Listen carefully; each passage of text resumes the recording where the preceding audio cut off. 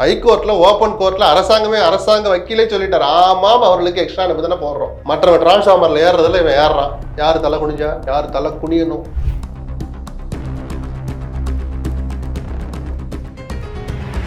அவர் ஒன்று சொன்னார், ஒரு மறுத்துட்டார். சரி மறுத்துட்டார்ல, அந்த என்டிஏவில் நான் போய் சேர்றேன் புதுச்சேரியிலன்னு விஜய் போக மாட்டார், நம்மளால சொல்ல முடியுமா? அப்போ நமச்சிவாயம் என்ன சொன்னார், ஆமாம் என்டிஏ ஜெயிக்கும் தானே சொன்னேன், அந்த என்டிஏல விஜய் வரமாட்டார்னு நான் சொன்னான்னு நாளைக்கு ஒரு பேட்டி கொடுப்பார் நமச்சிவாயம். ஸ்க்ரீனில் நல்லா கலராக இருக்காரு, இப்பயும் அதே கலரில் தான் இருக்கிறாரா, இல்லை அதில் நல்லா ஹைட்டாக தெரிஞ்சாரே பிரம்மாண்டமாக, நேரில் எப்படி இருக்கிறார் இப்படி சினிமாத்தனமான பார்வையோடும் ஒரு 50 பேர் வந்திருப்பான், 100 பேர். விஜயோட எல்லாம் பேசி முடிச்சாச்சு. பொங்கல் அன்னைக்கு கையெழுத்தாகுது. காங்கிரஸுக்கு 75 இடம்.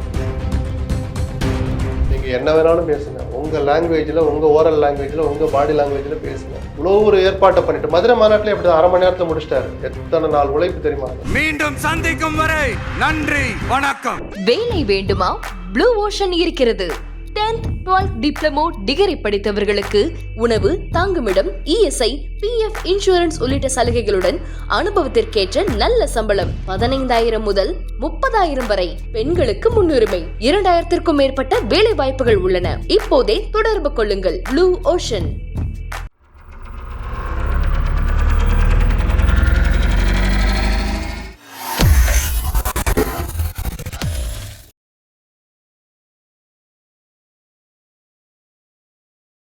தமிழர்கள் அனைவருக்கும் அன்பு வணக்கம். இன்றைய சிறப்பு நேர்காணலில் நம்மோடு இணைந்திருப்பவர் மூத்த பத்திரிகையாளர் திரு SP லட்சுமணன் அவர்கள். அவரிடம் நடப்பு அரசியல் குறித்து பல்வேறு விஷயங்கள் பேசியிருக்கிறோம். வணக்கம் சார். வணக்கம். விஜய் அவர்கள் புதுச்சேரியில் போய் ஒரு ஸ்பீச் ஒன்று கொடுக்குறாரு. கிட்டத்தட்ட அவர் பேசின கேப்லாம் கட் பண்ணிட்டு பார்த்தா ஒரு 9 நிமிஷம் ஸ்பீச் தான் அது. அந்த ஸ்பீச் போதுமானதாக இருந்ததா? அதுவும் இல்லாமல் அங்கே அவர் பேசின விஷயங்கள், கையில் எடுத்த பிரச்சனைகள், ஆளும் அரசு ஆதரிக்கிறதும் கூட்டணியில் இருக்கிற பாஜக விமர்சிக்கிறதுமான இந்த பேச்சுக்கள் ஒரு தெளிவாக இருந்ததுன்னு நினைக்கிறீங்க? நாடறிஞ்ச ஒரு பிரபலம் ஒரு புதிய கட்சியை ஆரம்பிச்சுட்டு நம்ம மாநிலத்துக்கு முதல் முறையாக வர்றபோது ஏதாவது பேசுவார்ன்ற ஆர்வத்தில் தான் அவங்களும் வந்திருப்பாங்க. ஏன்னா தமிழ்நாட்டுக்காரவங்களுக்கு அனுமதி இல்லை, நாங்கள் 10 பேர் 100 பேர் உள்ள போயிருப்போம், அது வேற. ஸோ நம்ம மாநிலத்துக்கு முதல் முறையாக வர்றார், ஏதாவது சொல்லுவாரா, என்ன சொல்ல போறார், நம்ம உரிமைகளுக்காக குரல் கொடுக்க போறாரா அப்படின்னு பல கனவுகளோடு ஒரு குரூப். ஸ்க்ரீன்ல நல்லா கலரா இருக்காரு, இப்பயும் அதே கலர்ல தான் இருக்கிறாரா, இல்லை அதில் நல்லா ஹைட்டா தெரிஞ்சாரே பிரம்மாண்டமா, நேரில் எப்படி இருக்கிறார் இப்படின்னு சினிமாத்தனமான பார்வையோடும் ஒரு 50 பேர் வந்திருப்பான், 100 பேர். என்னதான் சொல்றாருன்னு பார்க்கலாமேன்னு பொதுவாக சில பேரும் வந்திருக்கலாம்.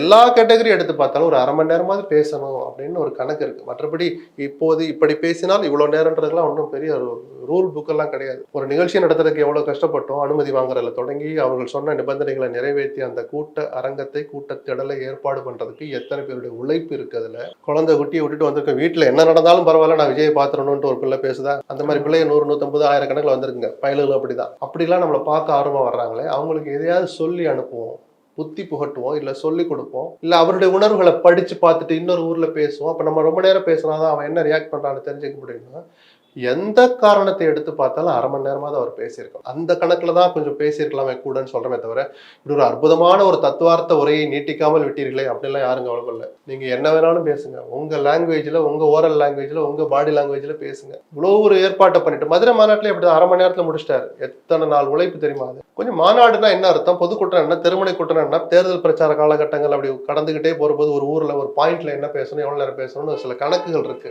விஜய் கொஞ்சம் கொஞ்சமா கத்துக்குவார், தன்னை மாத்திக்குவார் நான் நம்புறேன். அதை தாண்டி அதை விமர்சிக்கிறதுக்கு ஒண்ணு இல்ல. அதுல கூட நேர கட்டுப்பாடுகள்லாம் விதிக்கிறாங்க. இந்த மாதிரி நிறைய கட்டுப்பாடுகள் இருக்கிறதுனாலதான் நம்ம குறைவா பேச வேண்டியிருக்கு அப்படின்ற மாதிரி. அந்த 84 நிபந்தனை ஈரோட்டுக்கே ஒரு 88ன்னு சொல்றேன். 88ல ஏதாவது ஒரு நிபந்தனை விஜய் இவ்வளவு நேரம் தான் பேசணும்னு காட்ட சொல்லுங்க. அதானே சார் நிபந்தனை, ரிட்டன் நிபந்தனைகள் அதுதானே கண்டிஷன்ஸ். ஏதாவது ஒண்ணு இருக்கா பாருங்க. விஜய் இவ்வளவு நேரம் தான் பேசணும். அவர் நக்கலுக்கு ஒரு பேசினாரு, இவ்வளவுதான் குனியணும், இவ்வளவுதான் நிமிரணும், இப்படிதான் கை காட்டணும்லாம் நக்கலுக்கு சொன்னாரு.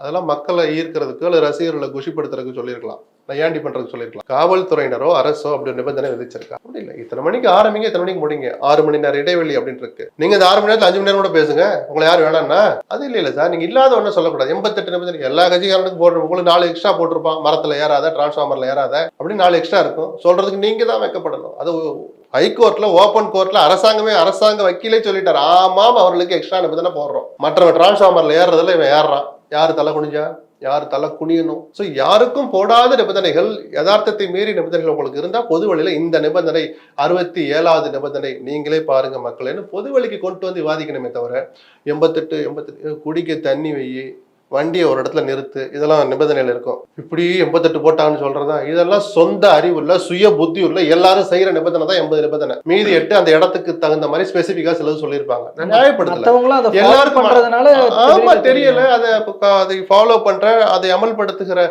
திறமையும் அனுபவம் இருக்கிறனால அது வெளியே தெரியறது இல்ல.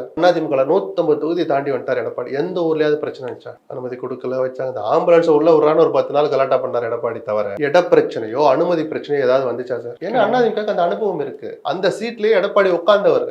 ஸோ இந்த நிபந்தனை வச்சிருக்காரு. ஆமாப்பா, நான் இருக்கும்போது அப்படிதான்ப்பா ஒரு நிபந்தனை வச்சோம், அது போலீஸ்காரன் செய்யறதாப்பா, செய்ய வேண்டியதாப்பான்னு புரிஞ்சுக்கிற அறிவும் அனுபவமும் எடப்பாடிக்கு இருக்கு. விஜய்க்கு இல்லைன்னு நான் நக்கல் பண்ண விரும்பல, அவரும் இதை கத்துக்கணும்னு விரும்புறோம், தெரிஞ்சுக்கணும்னு விரும்புறோம். அங்க இருக்கிற என்ஆர் காங்கிரஸை விமர்சிக்காம இருந்தது அப்படிங்கிறது எதிர்கால கூட்டணிக்கான ஒரு விஜயோட உரிமை சார். நீங்க ஏன் அவரை தொட்டிய, ஏன் தொடல, ஏன் தோள்பட்டையில கை வச்சீங்க, ஏன் முதுகுல கை வைக்கல, நீங்க 1000 வியாகியானம் பேசலாம். விஜயனுடைய உரிமை சார் அது.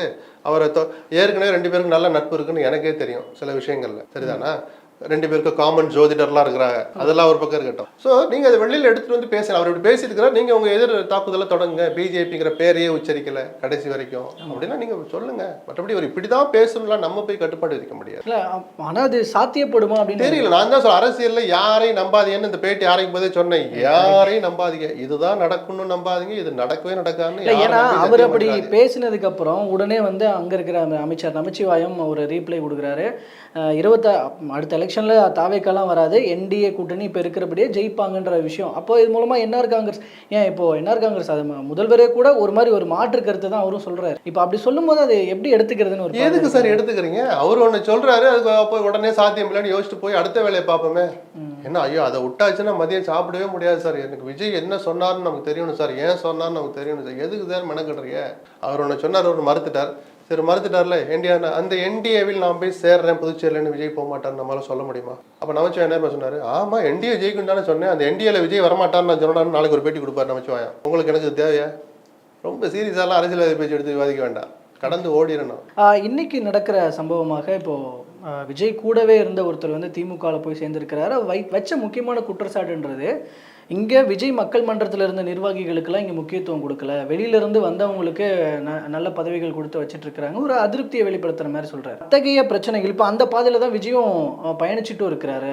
மூத்த அரசியல்வாதிகளை மாற்றுக் கட்சியில் இருக்கவங்களும் உள்ளே கொண்டு வருது. இது தாவேக்காவுக்கு ஒரு பக்கம் பலமாக பார்க்கப்பட்டாலும் தொண்டர்களுக்கு ஒரு அதிருப்தி அப்படின்ற வகையில் ஒரு அவங்க கட்சி இந்த குற்றச்சாட்டு உண்மையானால் அல்லது உண்மையா பொய்யாங்கிறத விஜய் தான் ஆராயணும். அது உண்மையா இருந்தால் சரிப்படுத்துறது அவருடைய வேலை. மற்ற ஒரு தனிநபர்கள் இங்கேருந்து இங்கே போகிற போது சில குற்றச்சாட்டு வைக்கிறதும், அது சில நேரங்களில் அந்த பழைய தலைமையை மறுக்கிறதும் ஏற்கிறதும் விளக்கம் சொல்கிறதும் காலங்காலமாக நடந்துகிட்டு இருக்கு. அவ்வளோ சீரியஸாக அதை பார்க்கல. இன்னொன்னு கட்சி மாறல், அணித்தாவல்கள், இதெல்லாம் சர்க்கஸ் காட்சியெல்லாம் இன்னும் நிறைய நடக்கும்.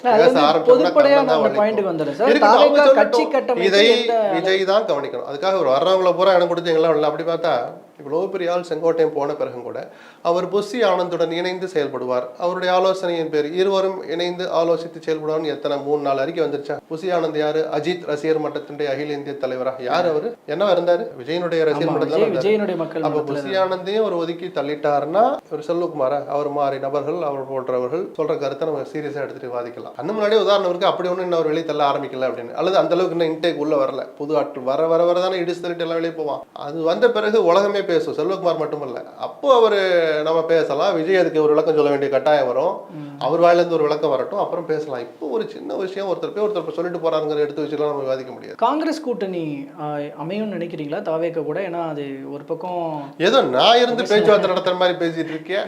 நான் என்ன சொன்னேன்னா, எதையும் நம்பாதீங்க. நான் ஏன் தெரியுமா சொல்லுவேன்? உங்கள்கிட்ட மட்டும் இல்ல, பொதுவாக நான் என்னுடைய 30 வருஷத்து அனுபவத்தை வச்சு நான் சொல்றேன். எல்லாம் சொல்லுவாங்க, சவால் விடுவார்கள், அரைக்குவல் விடுப்பார்கள், சூளுரைப்பார்கள், நேர் மாறா சத்தம்லாம் போய் இன்னொரு இடத்துல சேர்ந்துருவாங்க.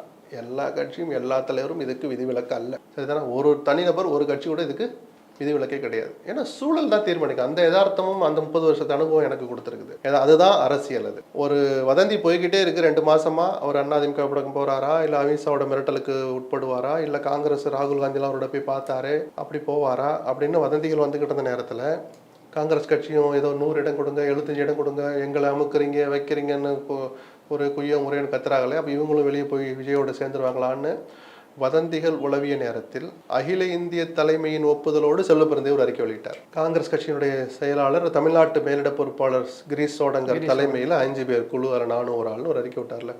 அந்த குழு அறிவிப்பு வந்த உடனே மாணிக் தாகூர் ஒரு ட்வீட் போட்டார்.